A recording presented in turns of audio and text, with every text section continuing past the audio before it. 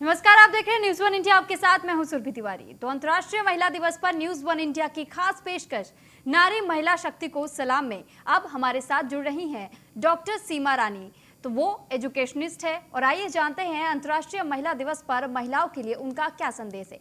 सबसे पहले बहुत स्वागत आपका सीमा रानी जी न्यूज वन इंडिया पर। थैंक यू जी डॉक्टर सीमा जी, तो आप एजुकेशनिस्ट होने के नाते क्या कुछ संदेश हमारी महिलाओं को देना चाहेंगी, क्योंकि हमारे देश की महिलाएं भी लगातार अपने आप को इसी तरीके से अग्रसर रख रही हैं और एजुकेशन के मामले भी लगातार बढ़ावा अपने आप को देने की कोशिश कर रही हैं। परिवार भी उनका उनके साथ खड़ा होते हुए नजर आ रहा है। मेरा अपना मानना है कि महिलाओं को पढ़ाई से तो जुड़े ही रहना चाहिए, क्योंकि पढ़ाई ही एक ऐसा जरिया है जिससे शिक्षित होने के बाद ही वो अपने किसी मुकाम को हासिल कर पाएंगे। जी। और उनमें पढ़ने के लिए धुन होनी चाहिए, एक मकाम तक पहुंचने की धुन होनी चाहिए कि जब तक उन्हें अल्टीमेट गोल मिल ना जाए तब तक वो रुके ना और थमे ना। जी, वैसे सीमा जी अभी आपने कहा कि एक धुन मिलनी चाहिए, तो किस प्रकार की धुन की आप बात कर रही हैं?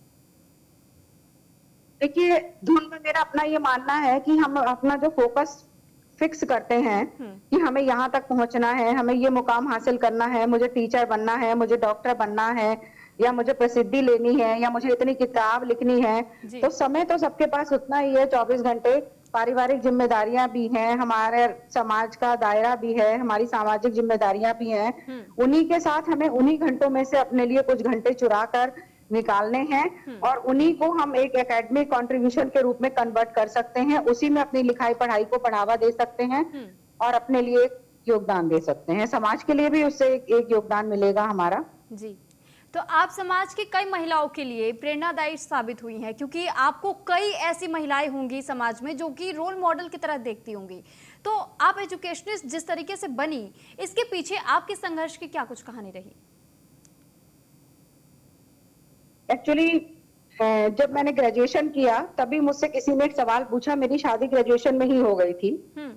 तो मेरी एक फ्रेंड थी, उन्होंने मुझसे पूछा कि तुम क्या बनना चाहती हो। मैंने कहा कि मैं एक एसोसिएट प्रोफेसर बनना चाहती हूँ और डिग्री कॉलेज लेवल तक जाकर नेट क्वालिफाई करके नेशनल लेवल पे कुछ अचीवमेंट हासिल करके डिग्री कॉलेज में मैं जॉब तक पहुंचना चाहती हूँ।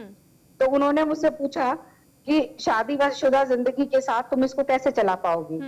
तो मैंने उन्हें 4 लाइनें सुनाई कि चर्रों में भी अपनी चमक छोड़ जाऊंगी, धूप तलक अपनी पहचान छोड़ जाऊंगी, खामोशियों की मौत गवारा नहीं मुझको, शीशा हूं अगर टूटी तो खनक छोड़ जाऊंगी। अच्छा, यानी कि आप जी, आपके इन पंक्तियों से तो ये लगता है कि आप साथ ही साथ कविताएं लिखती भी हैं। जी जी जी। तो क्या अभी तक आपकी कुछ कविताएं भी प्रकाशित हुई हैं? जी, मेरा एक काव्य संकलन प्रकाशित हो चुका है, शब्द अधर के नाम से। जी, उसमें मेरी 100 कविताओं का संकलन है एक। जी बिल्कुल। तो आपसे ये जानेंगे कि आपके फिलहाल परिवार का माहौल कैसा होगा, क्योंकि लगातार अगर आप एक एजुकेशनिस्ट हैं तो जायज़ है कि लोग आपसे बहुत कुछ सीखते होंगे और ऐसे में वो भी जो आपके आस पड़ोस के लोग होंगे वो भी आपके पास आते होंगे और आपसे कुछ ना कुछ सलाह मांगते होंगे कि कुछ मशवरा हमें भी दीजिए कि हम अपने बच्चों तक भी वो संदेश पहुँचाए। जी, मेरे तीनों ही बच्चे स्टडी में बहुत अच्छे हैं और मेरी बड़ी बिटिया तो अभी अम्बेडकर यूनिवर्सिटी से पीएचडी कर रही है। उसके पहले वो SSSC दिल्ली में लेक्चरर थी।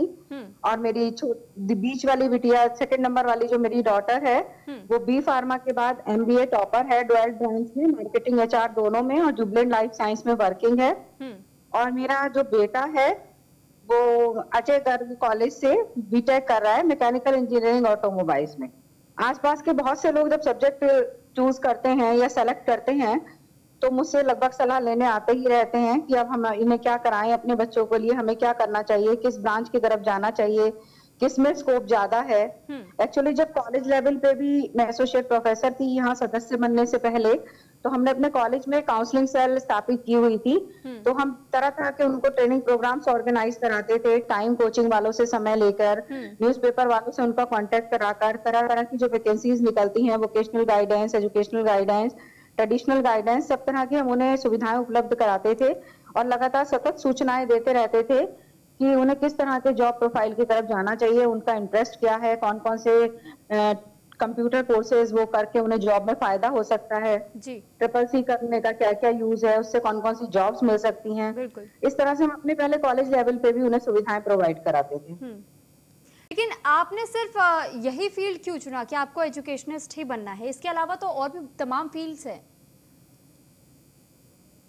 एक्चुअली एडमिनिस्ट्रेटिव जॉब में मैरिज के बाद जाने का मैं अपना मन सा नहीं बना पाई, हालांकि चाहती तो क्रैक कर सकती थी, लेकिन मुझे ये लगा कि फैमिली और मेरी रिस्पॉन्सिबिलिटीज के साथ साथ यही कूलिंग ऐसा जॉब है जहां मेरे को अपने एकेडमिक कैरियर का सेक्रीफाइस नहीं करना पड़ेगा।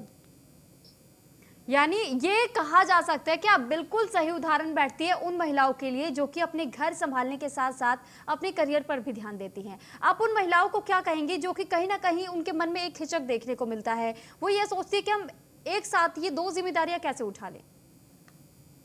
नहीं, एक साथ दो जिम्मेदारियां उठाई जा सकती हैं। मैं इसका एक सजग उदाहरण हूँ, क्योंकि बीए में ही मैरिज हो जाने के बाद मैंने एमए किया, बीएड एमएड किया, नेट किया, पीएचडी जेआरएफ किया। जेआरएफ की तो मैं टॉपर थी, थ्रू आउट मैं यूनिवर्सिटी टॉपर हूँ।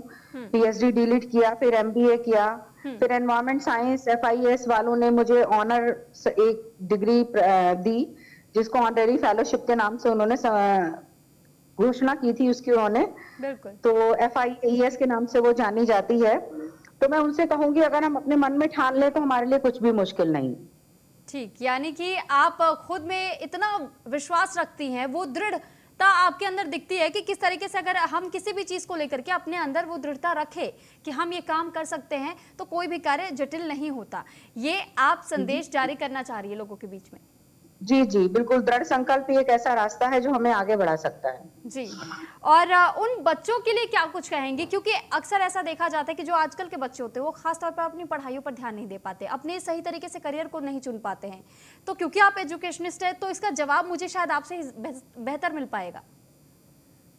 एक्चुअली जो बच्चे अपने कैरियर की तरफ फोकस नहीं कर पा रहे हैं या सही कैरियर नहीं चुन पा रहे हैं, उनका पहले पेरेंट्स को इंटरेस्ट देखना चाहिए कि वो किस साइड जा रहे हैं, वो क्या चाहते हैं, उन्हें क्या अच्छा लगता है। ऐसा नहीं है कि अगर किसी में डॉक्टर बनने की विल पावर नहीं है तो हम उसे डॉक्टर की एक उपाधि लेने का क्रेड उसके ऊपर डाल दें और पता चला वो 4, 5, 6 साल अपना कोचिंग में ही बर्बाद कर दे और अल्टीमेटली एक एंट्रेंस ही क्रैक ना कर पाए। तो कई बार पेरेंट्स की माली हालत इतनी खराब होती है कि वो इतना कुछ पे करके, या कहना चाहिए कि सेल्फ फाइनेंस कॉलेजों का एक जो एक्सपेंस है वो बियर करके अपने बच्चों को नहीं पढ़ा पाते हैं, तो उनके 6 साल वो भी बर्बाद हो गए। तो अगर मेडिकल लाइन की तरफ नहीं वो क्रैक कर पा रहा है तो हमें वेटरनरी की साइड ले जा सकते हैं, हम उसे फार्मेसी की साइड ले जा सकते हैं। तो पेरेंट्स को अपने बच्चों का कैलिबर देख के उन्हें उसकी साइड देखते हुए कि उनका इंटरेस्ट किस तरफ है, उनका कैलिबर कितना है, वो कितना कर सकते हैं, अपनी अपेक्षाएं उन पर नहीं लादनी चाहिए, बल्कि उनको एक सही रास्ता दिखाना चाहिए, क्योंकि हर एक में एक बराबर कैपेसिटी, एक बराबर कैपेबिलिटी नहीं होती। कोई डॉक्टर बनता है, कोई इंजीनियर बनता है, कोई प्रोफेसर बनता है, तो कोई IAS बनता है।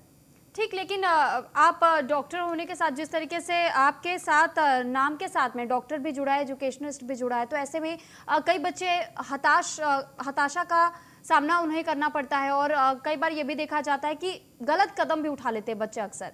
तो उन बच्चों के लिए क्या संदेश जारी करना चाहिए, क्योंकि कई बार ये देखा गया कि जब वो फेलियर उनके जिंदगी में आता है तो टूट से जाते हैं, तो उनके हौसले बुलंद करने के लिए आप क्या संदेश जारी करेंगे?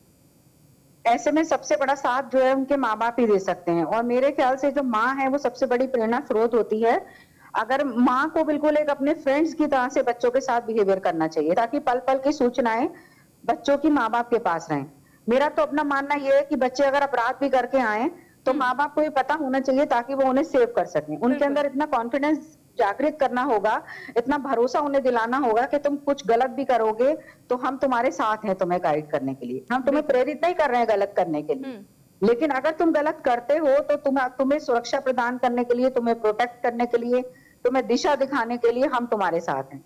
चलिए ठीक, बिल्कुल सही कहा आपने सीमा जी कि ये बहुत जरूरी है कि जो हमारे माता पिता होते हैं वो अगर अपने बच्चों को सही तरीके से गाइडेंस, चाहे अगर वो गलती भी करते हैं तो उस गलती पे डांटने या मारने पीटने के बजाय अगर उन्हें समझाया जाए तो वाकई वो बहुत अच्छी तरीके से समझकर और अपनी जिंदगी को आगे बढ़ा पाएंगे। बहुत शुक्रिया आपका हमारे साथ इस चर्चा में जुड़ने के लिए और अपनी बात को रखने के लिए।